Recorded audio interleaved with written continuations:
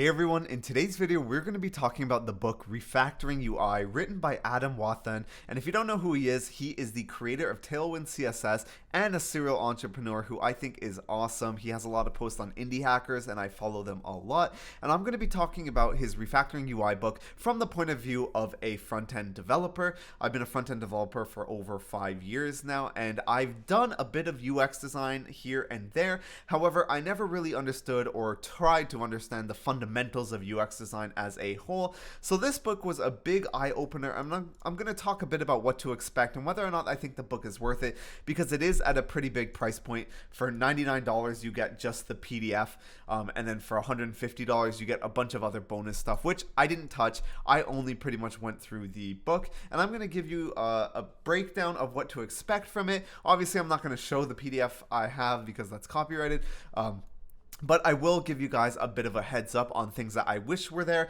things that I really liked, and so forth. So if you find value, make sure you subscribe. We talk about everything related to front-end development and React on this channel. So let's jump straight into it. First of all, the book itself, even though it's 218 pages, is a very quick read. It is not dense at all. You could probably get through this book in 3 to 4 hours if you're really paying attention, and if you're sort of skimming through, probably even faster. And the way that the book is split up, and I'll talk about some of the sections in just a second, is very clever as well, because a lot of the times I understand what I'm reading as I read through it. But a very nice point is, while I'm implementing all of these things in my own front-end applications, I can quickly go back, check the table of contents, for example, for the color section, and revisit how to actually do the colors and stuff like that. So the sections that this book contains, I'm just going to give you a brief idea of it. Number one, they have around 50 pages. That sort of give you the fundamentals of how UX design sort of works. So they talk about hierarchy. They talked about how you should go about and approach design from the mental standpoint. How limiting your choices is a good idea when it comes to UX design.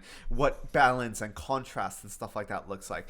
And how to sort of emphasize things without adding too much to the screen. And just how to sort of think about UX design as a whole. It really sets the stage for the remainder of the book, where you have a clear idea of everything that he talks about in the future, and why it's actually, why the things he's talking about make sense from the perspective of design. And actually, he has the table of contents here on the website. Let me just zoom in really quick. You can see that there is a start. So these are the sections I was talking about.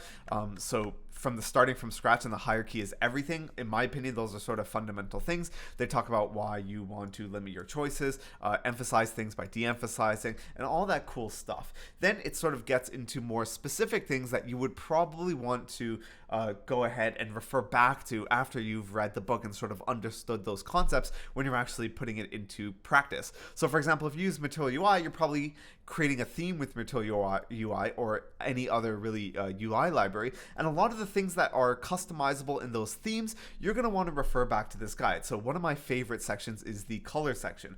He sort of taught me to think of color in a completely different way. The first chapter is ditching hex codes for HSL codes, which I didn't even know what an HSL code was going into it.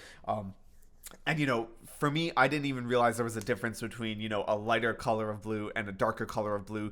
And, when he breaks down the difference between saturation and lightness and how you can sort of emphasize your text when you have two shades of the same color, it really does just show you a whole new side of working with these things like color palettes and typographies that you might not have thought of before as a front-end developer, that things like UX designers might have thought of when they were giving you the spec to create your front end in the first place. It was probably my favorite section, the color section, because if you are picking out a color palette from for your project and you're like me and you went to some website that was like a color palette picker, it does not do color justice at all. This chapter is probably the most important chapter in my opinion, and the chapter that I will refer back to the most. The other things they cover are things like good typography, so making sure that you have proper line heights, your character spacing is proper, the differences between different typographies, when you want to use one and when you want to use another.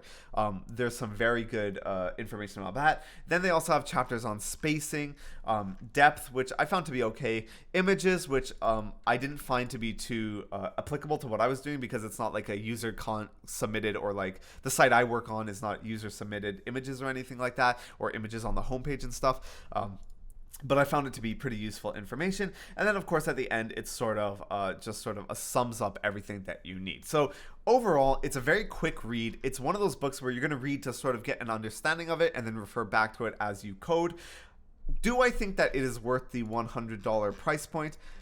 I would say I do. I do think if you are a front-end developer and you are designing the UX component of your website, and let's say this is for a startup and you're trying to get users, or let's say it's just at your job and you want to make the UX design look really good, I do think the $99 will pay for itself if you do go for the just the book itself. Like I said, I haven't gone for the complete package, so I don't actually know all the other things that come with it, like the video tutorials and icon libraries and component libraries that you can use and comprehensive color palettes. But I do think just as a front-end developer in general, knowing these concepts will help you make micro decisions that even if you have a UX designer, they might not have thought of for your UI. Now, if I was just a front-end developer at a company and I had a UX designer sort of just giving me designs and my job was to just copy it, and I wasn't trying to do anything else with that knowledge, I probably wouldn't buy it. I might just look at different sites and sort of try to get an understanding, or maybe watch a couple free YouTube videos.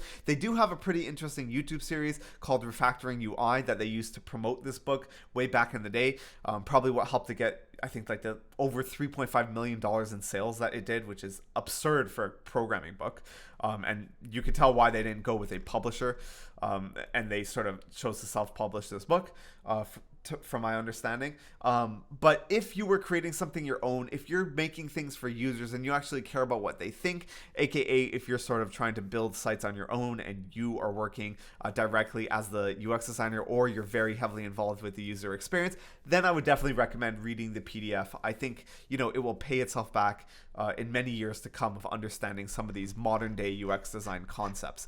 And yeah, that is pretty much it for the review. If you have any other books that you want me to go over, let me know. Another point I forgot to mention is that the examples in this book are very nice as well. Very clean. The reason it's such a fast read is because there are a lot of images to illustrate the points that they are making throughout the book. And those points are very well illustrated because of those images. The images are very clean, very self-explanatory, no code or anything, very little CSS to actually look through and wrap your head around or anything like that. Like this example they have on the site is probably the gist of it. And if you like the way that their site is designed, then that's a good indication you'll probably like the book, because a lot of the principles they use in the book, they use to make this site as well. So there you have it. Make sure if you found value in this content, you subscribe, hit the notifications bell, leave a comment on what you want me to cover next, and I'll see you guys in the next video.